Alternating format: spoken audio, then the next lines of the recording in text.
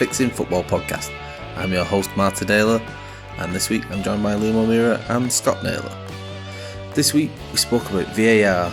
We finally got onto the subject. We focused quite a bit on the Arsenal-Newcastle game because it was the most controversial one of the weekend, but we did touch on some other things, and believe it or not, we may have come up with a fix. Thank you everyone who's been listening so far. Our numbers are growing, people are listening, people are getting in touch and commenting, so we thank you so much for all that. It really means a lot to us. Please share this with your friends. If you're not already, please subscribe and like it and share and follow on whatever platform you're listening to. I don't want to take it any further, let's just get straight into the episode. How are we, boys? You alright? Very good. How are you, Martin? All good. Scott, how's it going, mate? All good. Recovered from whatever ghastly death I had last week, so feeling good now. Yeah, last time we spoke to you, it was off the back of the 2-2 with Arsenal, but since then you've had the Carabao Cup, and was there a league loss to Brentford? Yes, there was a league loss to Brentford, which was Return typical to form.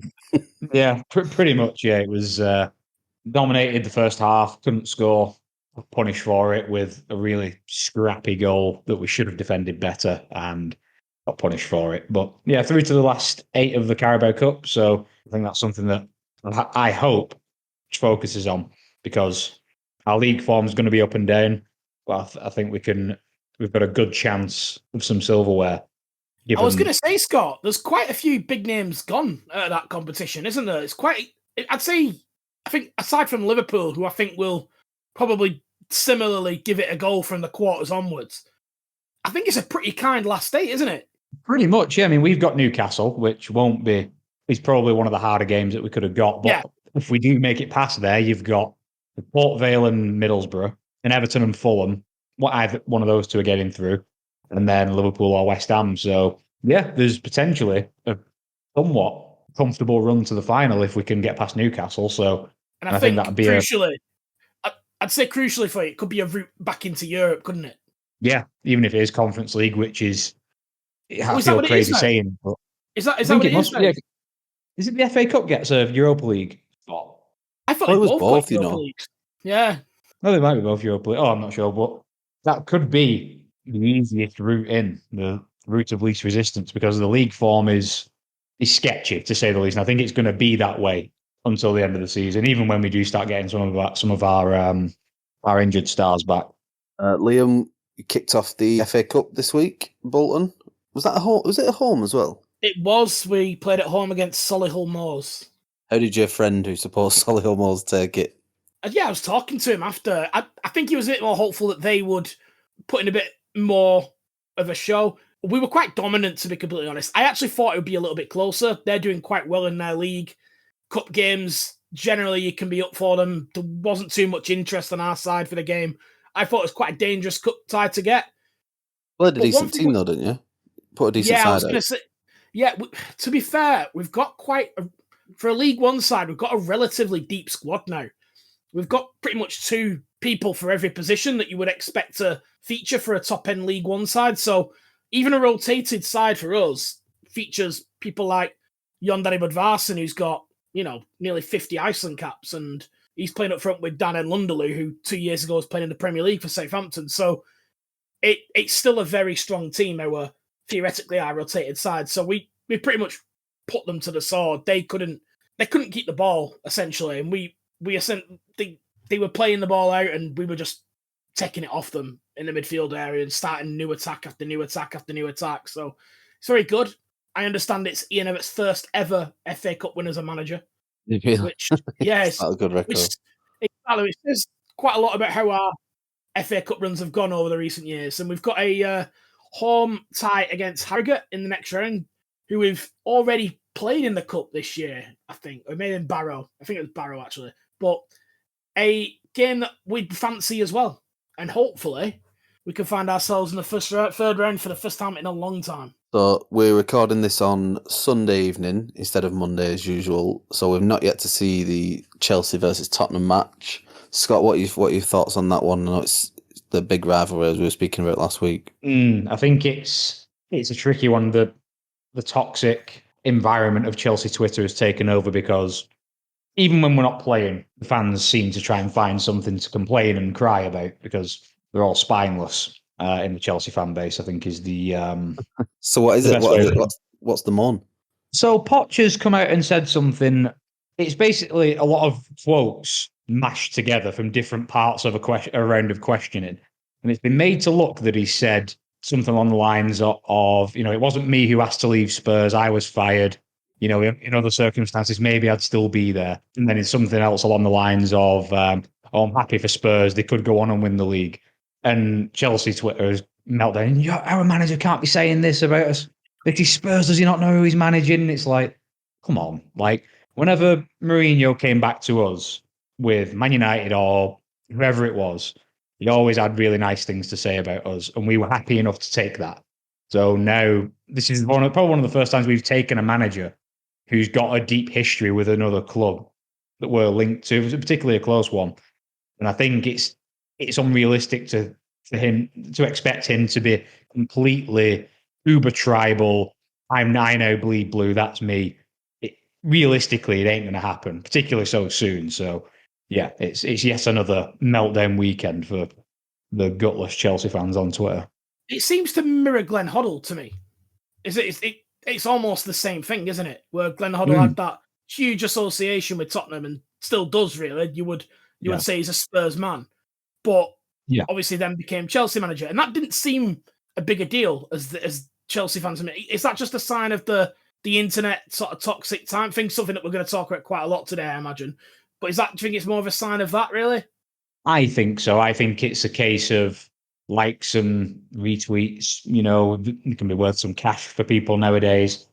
People get the dopamine from the interactions on Twitter. I think and also everyone on Twitter is about 15 years old. We need to get better at that, don't we? As a podcast, I think these clips. So remember when Scott said Chelsea fans are toxic? You need to write that down, Martin. That needs to be spineless. Spineless, toxic. We need that as a clip. That will spineless Chelsea fans. Not a good week for Arsenal, though, Martin. Bad week.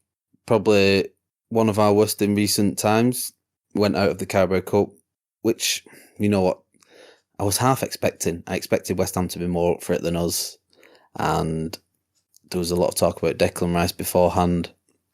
We have Odegaard out. Like I said, it's definitely not something we're concentrating on, and it wasn't a massive shock that we didn't win that one. As disappointing as it is, because a trophy is a trophy, and in this day and age where you need some physical evidence that you are doing well, we're still yet to get that since the FA Cup that Arteta picked up early on. So going out of any cups, a bit disappointing, but we have bigger things in mind, it would seem. And then yesterday we had a bit of a, I'm going to say controversial. Luke called Newcastle our bogey team, and I was looking at the history, and we beat them 18 times out of the last 21 times. And he was right this week, though. Yeah, Luke's not who I would go to for stats, particularly, to be completely honest. Yeah, and he knows less than nothing. St James's Park is one of our favourite grounds to play at, other than the Emirates in the Premier League history. So, Luke, we'll pick you up on that one next week. But there was a lot of controversy in that match. It seemed very feisty from the off. It was quite end-to-end. Look, we all know the score. It finished 1-0 to Newcastle. Again, it wasn't a scoreline that I was shocked by. I didn't actually see the match. I was out, but I caught up with a lot of the highlights. I rewatched the match later on. It was crazy end-to-end. I think the Havertz tackle, and we can start with that if you want, really set a fire amongst the fans, and it sort of lit up the stadium. What do you guys make of it? We were speaking in the chat, and I likened it a lot to the Kovacic one a couple of weeks ago. Less so because the Kovacic one sort of could have been a red as well. We labelled it a yellow and a half. But then I think the big issue was Kovacic's second tackle, which wasn't booked at all. But I was talking about things can be defined. I mean, what did you make of the tackle? Well, you're going to hear me, when we talk about a lot of these decisions that we're going to talk about marginal decisions. And I think this very much falls into the category. When I first saw it, I thought yellow. But I watched it again, and I couldn't decide one of two things with it. Number one, is he going for a block tackle? Is that the reason he's flown in? with his foot in the air, essentially trying to block the long ball. Yeah, that's how I would describe it, because I don't think he's gone to do the player there. Yeah, but that's not the point, though. But the second part is, how close proximity is it? That's where it becomes problematic, because he's very close and his trailing leg catches him, which then that block tackle technique becomes a problem then. And then it becomes, for me, excessive force. So I think he'd be unlucky, but I think it's just a red, because if you fly in like that and get it wrong, it can be very dangerous. Yeah, it's one of them where you sit on the fence like he's lucky to get away with the yellow, but almost unlucky to get a straight red as well. Yeah, I don't think yellow's outrageous either. But like, this is very, I'm going to keep saying this is a very marginal decision, I think. And yeah, I think it very much comes down to the interpretation of this idea of a block tackle technique. But I think he was too close to make that tackle. And I think he did it charged up. He wanted that big tackle to get his team riled up. He wanted a big moment. And I think because of that, I lean more towards red. What did you reckon, Scott? I thought it was a scandalous decision to give him a yellow. I thought it was ridiculously dangerous. He flew in, he was off the ground, studs up. It's a red card for me. I think Martin, you might have said this. I think the contact that he did make kind of saved him.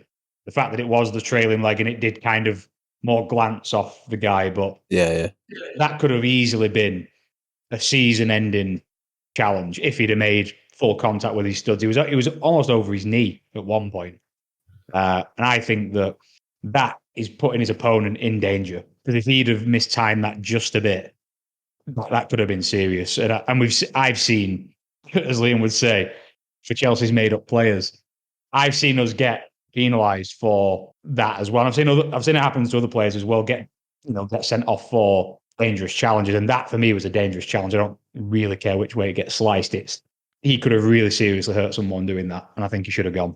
Yeah, I totally get that. The second big contentious point in this match, and we're going to stay on this match because it was filled with VAR controversies, and I want to sort of flip in between them and some things that have gone on this season. And I know we've avoided VAR on purpose, but I think while it is one of the main topics at the moment, it's worth discussing. The second one, and it was checked by VAR, which I was surprised at, is the Bruno elbow on Jorginho. Scott, what did you think of that one? Another instant red card. I'm baffled that yeah, me too. I can't believe that was don't understand. Nothing. You give him the full European uppercut to the side of the head, and that was, and yeah, that's fine. But I saw it in when we played Fulham. Carlos Vinicius, he did it to Thiago Silva, just smashed him just on the back of the neck, and then did it again in the following game with, I can't remember who Fulham played after that, but yeah, just didn't get checked, and it's like super dangerous. Like if you'd have made the wrong kind of contact at the wrong kind of speed, you can fucking kill someone. Liam, have we found a technique that we can get around VAR now? You can just bash people as long as it's off the ball enough. It's a bit of a nasty piece of work, Bruno, isn't it? When he gets fired up, when he's riled up, yeah. It's quite a good attribute for that team, I think. I think that team hard to play against because I think they're all willing to really rub faces up the wrong way and things like that. But yeah, I agree with you both. I was surprised it wasn't even looked at with a bit more scrutiny. It seemed to be quite quickly moved on from, didn't it? But I think he meant it. And I think if you raise your hand, you should get sent off. And then, so I want to move on to the goal. Look, I'm not mourning about us losing 1-0 at St James's Park. It's a hard place to go. If that goal is, well, all these boxes are ticked and it's fine, then it is what it is. We lose. We played all right, and that's what it is. And this isn't an Arsenal fan mourning at us losing. I would be concentrating on this if this was Wolves v Crystal Palace, whoever you want to make it out to be. There's 3 instances in the Anthony Gordon goal where, and it was checked for all 3, and for Sky having 30 cameras in the stadium, there was not conclusive evidence on any of these actions. So the first one was the ball going out of play. And like we say, we have goal line technology, but apparently the camera wasn't in the right place. Then there is the Joelinton potential foul on Gabriel when it goes over. And then from the ball hitting Joelinton, dropping to Anthony Gordon, who is behind David Raya at this point, that being checked for offside, which wasn't given. Liam, you can start wherever you want, take your pick on which one you want to concentrate on these, but how for 3 decisions that it looks like they haven't been picked up by the referee at all, or he's just deciding to let it play and let VAR check it later on. That this is something that I'm struggling to live with, is that referees are letting things go for VAR to then post referee. I'm not sure I would go as far as that. I think the big challenge with it is let's break them down. I think I think we should discuss each individual one. So I'll start with the ball going out of play. That's a very tough call, that one. My own personal opinion is I think that's still in play. Marginally. I mean, it's very slightly just in play. But without that camera angle, I don't see how you can overrule that. I don't see how you can say for sure that's out of play. And I think anyone who's saying it is wanting VAR. It is just so anti-VAR now. They're just affirming their already strong beliefs. You can say conclusively that. I'm just going to jump in. We've all seen the same pictures, and it looks out as fuck to me. And I know you might say I'm going to say that because I want it to be out. It just looks well out. I think you're going to say that because you want it to be out. It clearly is still in play for me. No, not clearly. Yeah, not clearly out either. I think it is extremely tricky to say either way without such a definitive angle. And I think like we've seen it with other goals where it's happened before, and someone's doing an experiment where if you look at the ball from the top down, the tiniest part of the outside of the sphere. That City Liverpool game, innit? The 0.03 millimeters that gives City the title, innit? We're back to that, aren't we? Yeah, and it could have been as tight as that. But I think if you can't say either way, but then again, it's then another debate is then who then gets the benefit of the doubt? Does it go to the team in possession? Do you give it the other way? It's extreme. I mean, it looked at first glance I thought it was out, but on balance, I think it's hard to really, really say definitively conclusive 100%. So I agree with you on that. Do you think, Scott, just to come back to Martin's question then, that the referees are inclined to not give it because VAR will check it? A bit like how they operate offsides then. Do you think that played into the decision making? Or do you think the referee stood there, looked at him, thought, that's still in, I think? Somewhat. I think what plays a part more than anything is the crowd.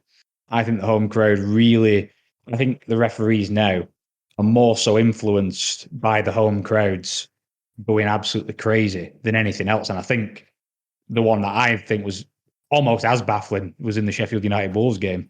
And that also, I think the home crowd was there. So I think that, 55, 60,000 Newcastle fans all screaming murder for a goal, kind of think it was going to get, well, they had 3 potential chances to not give it. One of which I think is clear. The other 2 I think are a bit, and I still think they just went. I think there's a part of them that kind of wants that raw when they give the decision and the and it's like, I don't know. There's something about it that it's always the home team, usually, unless it's Chelsea. 60% of the time, it works every time. So Matt, so you think it was out, mine? Yes. Only, watching it on the screen as live, I thought maybe he's kept that in because the fans were like, the fans in that corner were all stood up and clapping like he just got there. Having seen the picture that everyone's seen, looks out. That's all I'm basing it off. But that looks out to me. What about, someone that we hold in high regard at the podcast, Richard Keys and Andy Gray's analysis, where they essentially used AI to essentially prove that it was in. Do you think that's incorrect? I haven't seen AI. I've seen a child using some sellotape and a plastic ball. I haven't seen AI. Describe that to me. I feel like you can imagine. They've used like 3D images and stuff. Yeah, 3D images. Andy Gray and Richard Keys, and they're pointing at it, and it's about 4 centimeters in, and that's what they're saying. Listen, if there was conclusive, what we're talking about is it definitely out or conclusively out, or is it? I don't know. I think we all agree that you can't overrule that because you've not got evidence to overrule it. I think we all agree with that. I think that the bit where we're a bit on the fence is that the influence of the actual immediate decision, like how they've come to that decision. And I still think that even with that, that might be right, but we're then we're splitting hairs a little bit, aren't we? Because it's still, we're talking about a decision that's not that conclusive. So we're kind of splitting hairs a bit. Listen, right, fair enough. The second action in this one is the potential Joelinton foul on Gabriel. Looking back, that was the last thing that I spotted when I saw this in real time. I was like, oh, that might have gone out. We might have got away with it here. And then I was like, hold on, is that not offside? Because I'd seen where Anthony Gordon was. Having watched the whole replay back, I think this is the most conclusive part of it for me, is that he's got two hands in Gabriel's back. I've seen quite a few pundits talk about how a defender would flick it on from this situation. I mean, Scott, is this a foul? Is this part of it a foul for you? This is the bit where it should have just been. This is where the decision should have been made to rule the goal out for me. I think it was a clear foul. And yeah, there's not really much more to say. I'm quite baffled as to how they've not given this as a foul. It is clearly shown on the video. Joelinton, two hands. It's not even one, and he's clambering over him to get the header. He's just pushed two hands in his back, and down he's gone. And then he scored off the back of it. So I think that's the easiest one of all three. I actually don't think Gordon was offside, personally, having looked at it a couple of times again. I think that decision is right, but I don't think it should have even got there. I think the Gabriel Joelinton flash, I think that was a clear foul on Gabriel. As much as I, as a self-confessed Arsenal hater, love to see this and love to see you on the receiving end of this, it was a clear foul and it shouldn't have been given. Yeah, I agree, Scott. I think this is the part of the decision where if I was the VAR watching this, I would be thanking the stars that this happened, because it gave me an out on a pretty all-round controversial decision. I think most people's interpretation, again, I'm not exactly sure if it's the 100% the law on this, but most people's interpretation is as soon as you put hands on the back, that becomes then a foul. Now, I don't believe that's the actual interpretation. I think it comes down to actually the word pushing. Now, this is where it gets a little bit funny, because obviously I've shared a little still for you there, boys. And there's two ways of looking at this image. And we can look at it as two hands on the back of Gabriel. But then we look at Gabriel's body shape when those hands are on there. And he's already going down, isn't he? Now, they talk a lot about these idea of causation when they're talking about fouls in the Premier League now. And I'm trying to understand the reason why they wouldn't give this. Yeah, he's trying to buy it. Gabriel trying to buy the foul is the only reason I can try and think of. But my own opinion here is that is very much a foul. Two hands on the back, even if you're going down easily, it doesn't. As a person who played in defence, that was what you wanted. As soon as you felt those hands go on your back, exactly, that is a foul. I have a feeling what you might think here, Martin, but I'll open it up for you as well. No, yeah, I agree that this was the most conclusive bit of evidence of the whole passage, that this should have been a foul. But I agree that Gabriel probably could have made a different attempt at heading that, as opposed to maybe looking to buy the foul. And I accept that. But the fact of the matter is the two hands are out, there's contact made. And yeah, that's where I sit on it. The third one was the offside. I haven't seen an image where lines were drawn on this bit, and I don't think they were out. But Gordon is and I think what was spoken about in the VAR booth was that there wasn't enough conclusive evidence about when Joelinton had touched that ball to when it had then gone to Anthony Gordon. I mean, is that's right in it? What they were saying. So my question is, with 30 cameras in the stadium, how are we not having conclusive evidence when a VAR check is made? How are we still leaving things up for debate here? If there's an opinion, then that's fine. If things are debatable, this is what we're here to do. We're here to debate them and try and put some sense behind them. But there should be conclusive evidence one way or the other. Yeah, there's no excuse with the ball over the line. There's just simply no excuse. How many angles do we see? As long as there's been Sky Sports where that angle exists. with the offside, I don't think it's offside. And I've done the Liberty Boys of showing you a little still, if you want to have a quick look. It's not really a still, because that doesn't exist mine, or at least I've not seen it myself. No, and it to wasn't me, on the. it looks like Gabriel plays the ball. And he plays it backwards. And I also think that at the time where Joe Linton actually does connect with the ball, Anthony Gordon is at least in line with Joe Linton. It may be that we're talking about a marginal offside if it was properly checked, but it's not. I'm not sitting here going, oh my God, this is outrageous. He's miles offside. I think Gabriel plays the ball on purpose, even though he's sort of sprawling on the floor. I think he does try to clear the ball with his thigh, and it lands at Gordon's feet. So I'm pretty comfortable saying that I don't think that's offside. I don't know what you guys think, looking at that. Yeah, I kind of took the same view, not so much from Gabriel playing the ball. That's kind of the best view I've seen of that. But when I saw it from the opposite side, as in facing Joe Linton instead of Gordon, it looked to me, even if it's only marginal, Gordon was a bit behind Joe Linton. So I don't think he was in offside position if they'd given that. So I thought this was kind of the least contentious of them all. I think if this would have disallowed the goal, I think it would have been quite harsh on Newcastle, funnily enough. Yeah. Martin, you agree with that? Having seen this clip that you've just put on, I mean, the people listening won't be able to see that, but we'll post it and we'll do a clip review with Liam later on Twitter. So if you could find us, where can they find us on Twitter, Liam? At Fixing Football.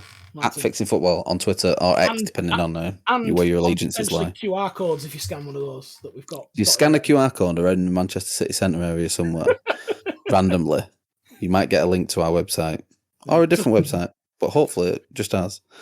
You might win something, who knows? Yeah, so the message from this podcast is Newcastle are cheats, VAR is corrupt, and scan all QR codes that you see.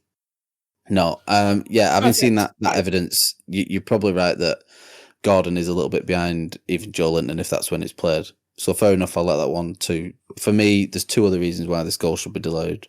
One is opinion. The other one seems that it's the majority opinion of everyone that it is a foul. My point on this whole thing, where I stand, is that, and it was the point I made at the beginning of all this, is that I do believe that referees are letting VAR take ownership of a lot more than what they should do.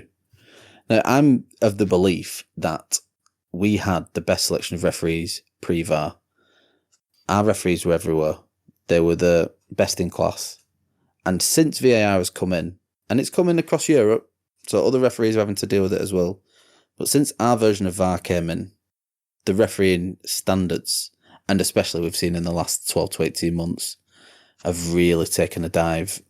I don't know if that's just because there's more scrutiny, there's more pressure on the league and the game. Like Scott mentioned, it was the Wolves and Sheffield United game that Sheffield United got a penalty in that. Yeah, I've seen it. In the end. Yeah, they got absolutely. And it was the 100th minute. Yeah. 100th minute. I've no affinity, and this is the third time Wolves, and I've no affinity for Wolves at all, but just from the balance of being fair, third time Wolves have been shafted by VAR for a crucial goal at the 4-0 against. And it's just, they would have every right. If they got relegated, which they could do, there's potentially 3 games there they could point to and say, you screwed us here. That's potentially, could have been 6-7 points that they could have lost on the back. The other one was funnily enough against Newcastle again, where, is it Huang giveaway penalty, was it last week? Oh, that was unbelievable. And, well, since Anthony Taylor's been demoted for that decision. He'll be back for the next Chelsea game. He loves those. Little rat. Liam, do you agree with that statement that I was going to? Do you think that is potentially what is happening? Yeah, I also want to say that, contrary to Scott, I don't like Wolves, so I don't mind as much what's going on there. But yeah, I think it's not necessarily the VAR. I think it's a symptom of VAR, where I think people, rightfully or wrongfully, expected complete perfection and that you were taking humans out of the decision-making process, when that's just simply not the case.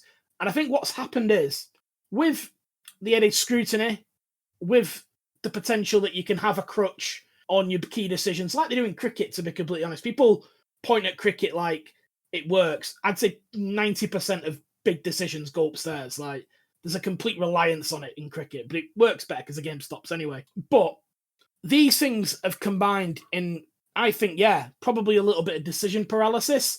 And I think with every decision, it's getting worse and worse and worse, man. Yeah, I do. And so, like we saw, we can go to the Liverpool-Tottenham game earlier in the season, which we've seen some crazy stuff so far, but I think that is still top of the pile in terms of decisions with that goal being disallowed.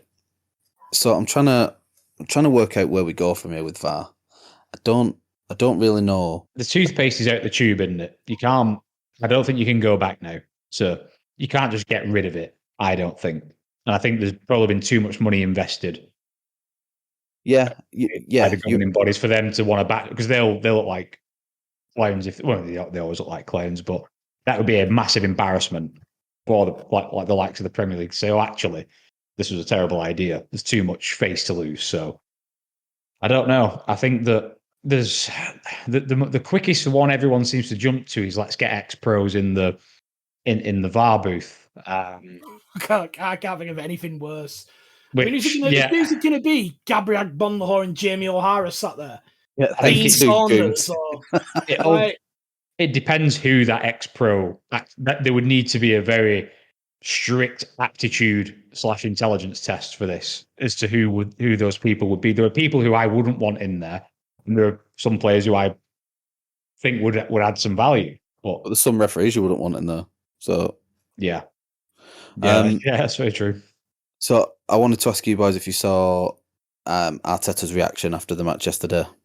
Funnily enough, yes, I have seen that. Yeah, and it's one of the reasons I was keen to have this discussion today, really. But before me and Scott get involved, I want to know what you think of this first of all. I think as the Arsenal fan, I want to know what you think. It is good to see your manager so passionately fighting in defence of his club. He has called out some of our players and himself on numerous occasions when he feels that our level hasn't been good enough. And he generally refuses to put a lot of blame on the referee or specific decisions. I'm talking in general. You may be able to point me to an example where he has done. But in general, he is always pointing the finger at himself and the team before anyone else. And for him to absolutely lose the plot, and one of the key points that I liked was how much pressure there is on games and fixtures and points, especially for a team that a lot of people are saying are meant to be going for the title, which is our goal. I don't think anyone's denying that. So yes, I'm happy with his reaction. That's where I stand on it. It's probably going to get him fined. So I guess that's something he's going to have to deal with. So a question for you: what does Arteta's statement and Arsenal's following statement? What's that meant to achieve? That's probably where I'm a bit like when I'm reading it. I'm like, what's the goal here? Yeah, I don't know. Part of me thinks it just means that Arsenal are going to pay the fine on behalf of Arteta. I don't really know. Like we saw with Liverpool's statement after the Tottenham game, I don't know what that's going to achieve. It seems like it's only going to inflate the situation. It's a subject that's on a real knife edge at the moment. There's so much drama and talk and speculation about every VAR decision, every refereeing decision. Should it have gone to VAR? What should he have done? Who should have done this? And like I said, this goes back to my point earlier. There's 30 cameras in the stadium. There should always be conclusive evidence. We're talking about a ground that's going to be used for Euro 2028, whatever it's going to be, I can't remember. Apparently there's still not that infrastructure in place for conclusive evidence for any VAR decision. So I don't know. The statement from Arsenal is inflammatory, but it's for my club, so I'm happy about it.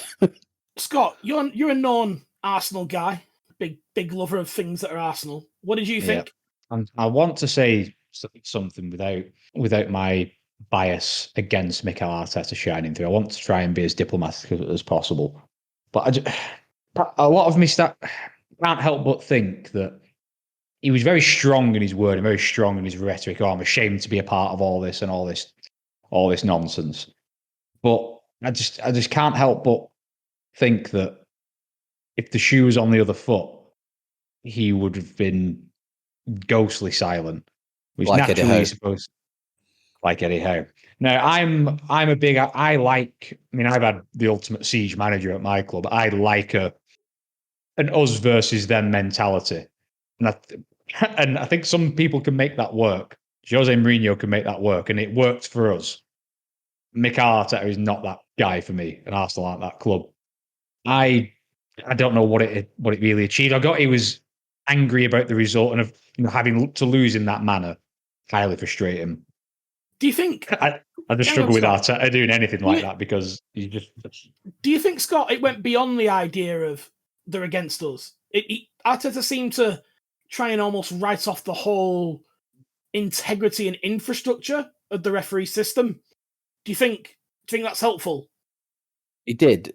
Sorry, I let me don't jump know. in. He did, but then Arsenal's statement, I think they've gone on to correct that and said that the final part of the statement is that they're willing to work with Howard Webb and the PGMOL into. What do you work with? Like, I don't know. Get them on our side. I'm sick of this shit going against us. Work with PGMOL? Like, what?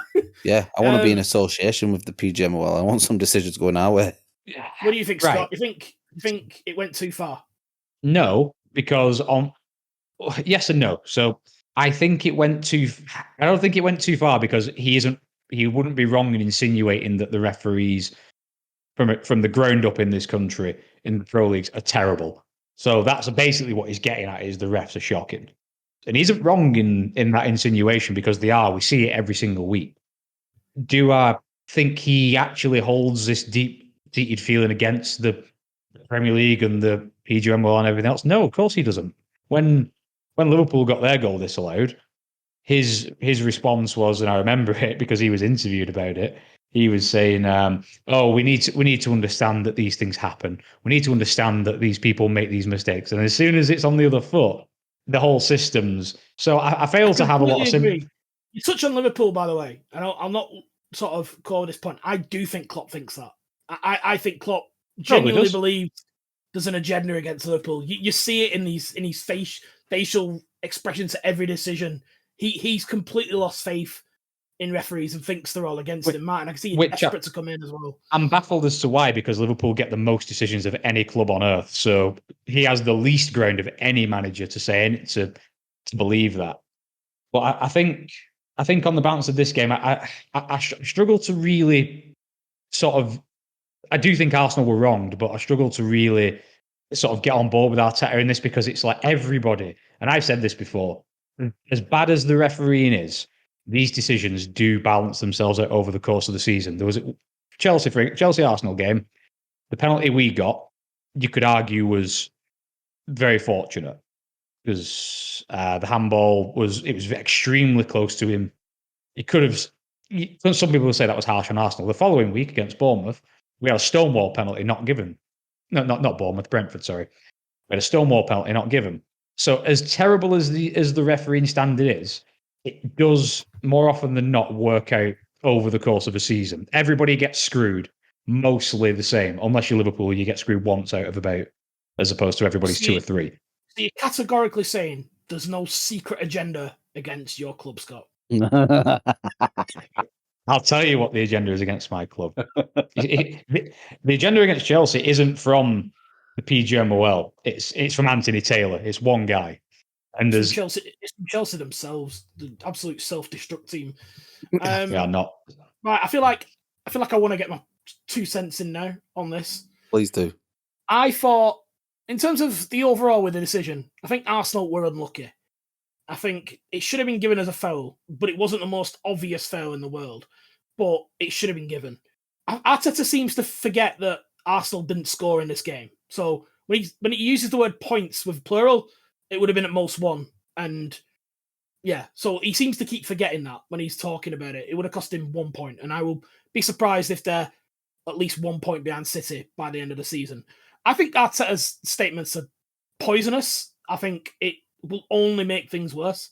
I don't see how it helps. I think the fact that Arsenal have backed him in that is just, for me, it's just outrageous. And I think it's just playing up to the fans at the idea that we're the wrong club, that we were our best this weekend. It's not us. It's not Arsenal's fine. It's the refs. They're against us. And I think every club seems to now be following the Liverpool strategy of go absolutely nuclear on the PGMOL. And I was scared of this happening as soon as the Premier League released those transcripts. Not that they released anything bad, because obviously there wasn't a conspiracy against Liverpool. For fuck's sake, of course there wasn't. Yeah, but because they actually buckled to that pressure that Liverpool put them under, it will be Arsenal this week. Gary O'Neill, Wolves, to be fair, has been coming out with some... And I like Gary O'Neill. He's a very good player for Bolton, and he's a very good manager and done brilliantly at Bournemouth and Wolves. And he has, as Scott rightfully pointed out, been on the end of some absolute stinkers. But him coming out with these things week after week, this is part of that eroding confidence. I actually don't see how we get to a position now with the way people view referees where we can really not worry about refereeing. I think refereeing now is going to be pretty much all we talk about for the rest of the season because of statements like this, because it literally militarizes all the whoppers on Twitter, all the Mark Goldbridge types that are just literally know that they will get reactions on any content they do for VAR, which we've taken note of, which is why we're doing this today. Hopefully we get some interaction as well. Fixingfootball.com podcast. Yeah. So it's getting absolutely toxic. So I think Arteta should be ashamed of himself, and I think Arsenal should be even more ashamed of themselves. And that's what I think. It's interesting. One of your points was about the points that we may have missed out on. I think he was talking hypothetical, as in how many points it could cost you over the season, as opposed to them today. You're right, we weren't at our best, but we weren't. I don't think we were that bad where we deserved to lose. No, but you didn't score, so that's true. Like, no, you're right. Point, isn't it? Yeah, I'd be more if I was Arteta. I'd be more angry at that I didn't score, and I'd be more angry at Kai Havertz for making that tackle on the stroke of our time that could have easily been a red card. He was very lucky not to get sent off at. Didn't moan about that, interestingly, afterwards. Didn't see there was an agenda on that tackle, which could have theoretically broken someone's leg. But obviously, the little push in the back was absolutely outrageous. But you've changed it. You've gone all extreme these last 5 minutes. You started off...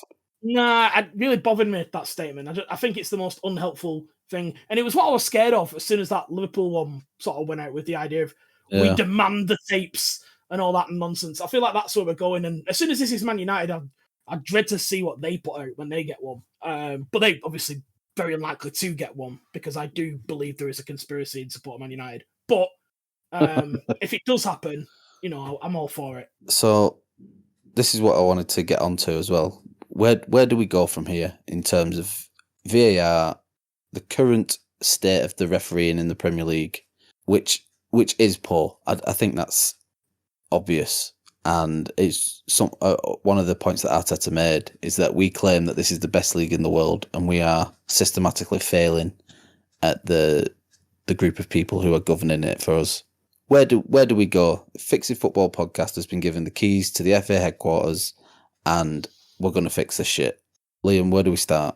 It feels very harsh because I feel like he is trying to make a positive impact, but I look straight away at Howard Webb, and things have got worse. So there may need to be a sacrifice there, and it feels very harsh to say that because I don't necessarily believe it's his fault. But I feel like we need to, if we're going to actually move away from this constant thing, we need a completely fresh view. So that might have to happen. Yeah, like a statement sacking. Yeah, I also think we need a new VAR system, particularly around offsides. There are other systems out there. Other systems are available, as they say. The one in Italy seems really, really to work really well, and I think that's the one they use at the Champions League. Yeah, the sort of the 3D imagery that. Oh, the waterfall image that they give. Yeah, good waterfall. That's exactly what it is. But I believe that we do have an AI supported one, sort of semi-automatic offside system that's potentially going to be ready next year, I believe, which is why they decided to focus on this year. Is that the one they had in the World Cup? They were testing it in the World Cup. It wasn't live, though. Yeah, well, there it is. I believe that they voted to keep the offside system in place now the one that they've got, because they didn't want to miss the opportunity of bringing that one at the earliest possible. So I think all 20 clubs voted for it in terms of keeping this one in place to get that one next season. So hopefully that season will improvement. I think the key area, and I think this maybe comes over time, and it's something that I'd be very surprised if the PGMOL aren't making moves in this direction, is not ex-players. Can't think of anything worse than having like Paul Merson sat there, or like Alan Shearer just circling people. Oh, that's a goal. When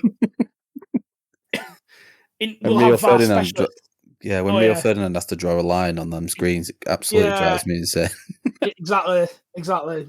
So no ex-players, but I do think the VAR specialist is where this needs to go. Don't put referees in there. Just get some nerds. Yeah, exactly. Get some nerds. I work in tech, and I know that middle-aged men and tech doesn't generally go well together as a rule of thumb.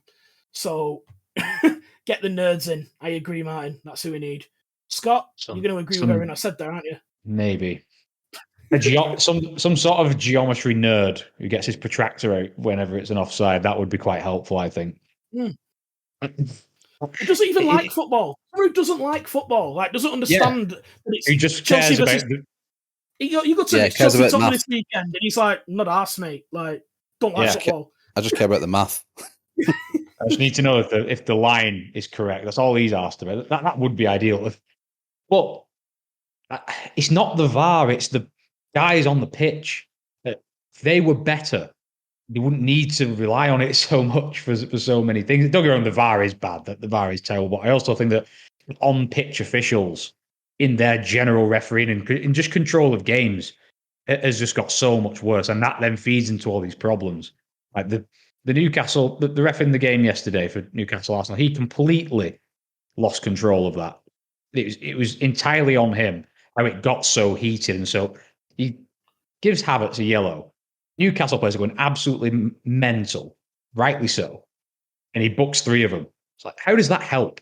Yeah, does not help the situation. I agree. But I think you're omitting the behaviour element of players and managers at the moment, which, in my opinion, is horrendous. Particularly Newcastle, who I think have almost adopted Simeone's... They've taken it to the extreme, haven't they? Yeah, they're adopting that Simeone approach of laud the referee, crowd the referee, every decision surround him. I think it's very intentional from them. So, and I think somewhat, and I think Arteta as well can be guilty of it on the touchline at Arsenal. And I think that can feed through a little bit as well. Not just digging him out. I think, I'm just quoting Richard Keys, who I think is a very good measure on Mikel Arteta behaviour. So I think it's unfair to level that completely at referees, I think, Scott. See what you're saying. And don't get me wrong, I think every club has some part to play in, particularly in why those rules have come in. Like the dissent rules are so much stricter this year, and it's because we can't have nice things anymore because we fucked it up. That seemed to be working though, didn't it? Early on, that did seem to. No, it doesn't work. Jackson, fucking Nicholas Jackson's got 5 yellow cards on the spin for dissent. He clearly doesn't stop. Just shut up. Well, yeah, I know, but it clearly doesn't stop him doing it. That's what I'm saying. It doesn't stop them. It doesn't stop it happening. Well, if you can't be helped, Scott, you can't be helped. I don't know. No, I'm not. But the point is, well, yeah. I'm not saying he's a smart man for doing it. What I'm saying is, it clearly isn't a deterrent. And I think it's then. My point is, referees, they can't control the temperament of a game. And I think that there's a weird line to toe there of, playing it exactly by the book. And that, like we always used to hear, we've heard this many times, refs don't give cards and fouls in the first minute because it's a derby game or something and they just let it run. But Scott, on one hand, that's ridiculous. On the other hand, it does make some sense. Scott, I'm gonna put you on that. That's not what they're there for, though, is it? They're not there to manage the game. That's actually the worst thing they can do. That's kind of what everyone's accusing them of, sort of managing the game to everyone had a nice time conclusion. They're there just to apply the law. That's what they're there for. So, like, if there's loads of yellows, then I don't even know why they share those stats. Like, he's had 5 red cards. It doesn't matter. Yeah. That's not. It's just, if something's a red card when he's there, That's not his fault, is it? We always look at that stuff. But no, so I disagree with you a little bit on that. Can I ask you? I like No. the system. Don't be so rude. I like, and I've always thought this, a tennis system, because I've never been a fan of VAR. I never liked the idea of it coming in the first place. But it's here to stay. We need to make it work. I like the idea of the system that they have in tennis, where you have a challenge and you have one a half, two a game, however you want to do it, and that could be the job of the captain to go to the referee and say, "I want to challenge that decision." However it works, and I don't get how something like that, because then once all the teams have used, and they have to use them smartly. If they want to use them for 2 throw-ins in a game, they can use them. Marty, just a better example than this in tennis is rugby league. This actually exists in rugby league. Now they have it, obviously, their own decision review system when there's a try, and if it was a try, it wasn't a try. But I think you're allowed 1.5 of a captain's review, where it can be something mild, where they're like, "Nah, you're wrong there," and you can challenge it, and it's been quite successful.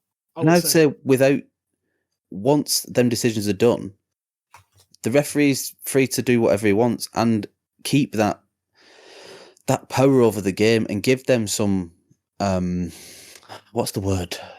Just give them some more importance again, instead of relying and always falling back on VAR. That's why we've seen, they've talked about time wasting, but we've seen 10, 12 minute, we've seen 7-minute VAR checks over the last couple of weeks, which is ridiculous. In the pissing pouring down rain in Bournemouth, they're checking VAR for 6 minutes. It's insane and I know they're so on the backs because of statements like what Arsenal have put out and like what Liverpool have put out. They're really on the backs. They're really trying to make sure everything's right. I get it, but it isn't working, and the current system isn't working. People can make mistakes all they want. I like the human element of this game, and I want to keep it as much as possible. But if it isn't going away, then give us some power over when and how it's used instead of just doing it for everything. I think that system can work. Can that not system work, Scott? No, it can't. It absolutely can't. How? I'll tell you how. Because there is no. I just fixed it. You didn't, because there is no referee on God's green earth who is going to take any footballer telling him he's wrong and then him potentially being proved. Like it just wouldn't. The referees just would not play ball with that. With can that you imagine system. as well? Imagine how imagine Mark Clatter. Bruno Fernandes. He'd use it in the 3rd minute for a throw-in, wouldn't he? But then his 2 are gone. Then his 2 are gone, and that's it. But I don't understand how that improves the standard of the refereeing in a game. Just because a player might say, "Oh, you got that one wrong," and more often, and we've seen it already. The referees group is a boys' club. It's looking out for the mates. They don't want the mates to be in certain positions. It's not going to work. It just wouldn't work because there's Bruno Fernandes. "Oh, check that, will you, Mark Clattenburg, the most ego fucking driven maniac on planet Earth."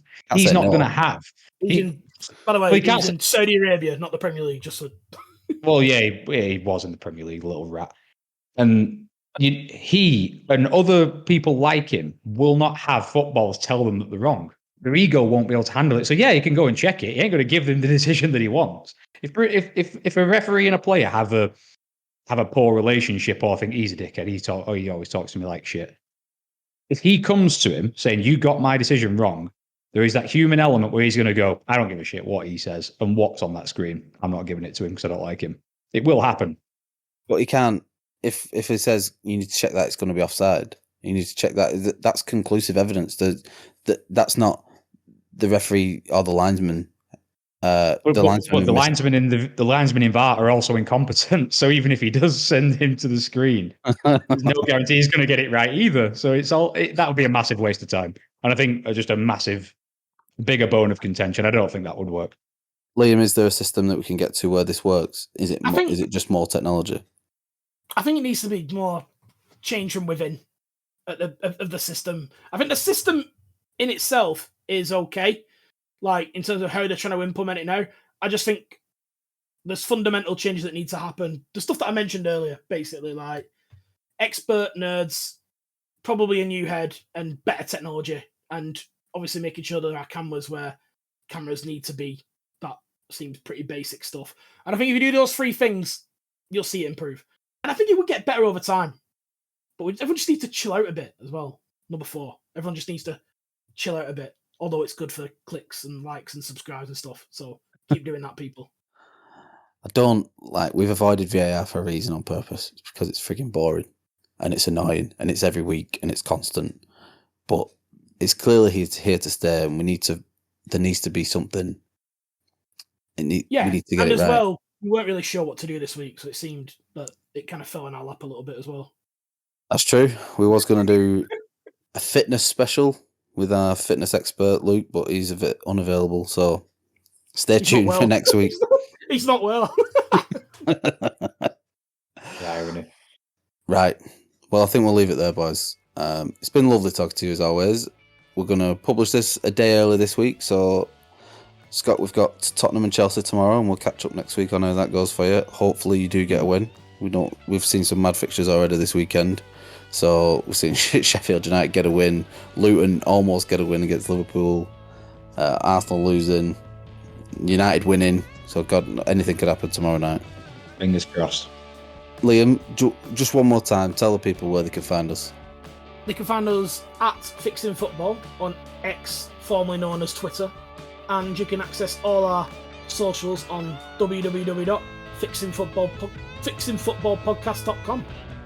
Scott, if there's one thing that you can ask someone to do who's listening to this episode, what would it be? Is to like, share, and subscribe to the best football podcast in the world, which is ours. Can't say more than that, can I? Nice one, guys. Cheers. Speak to you soon. In a bit. Goodbye, everyone.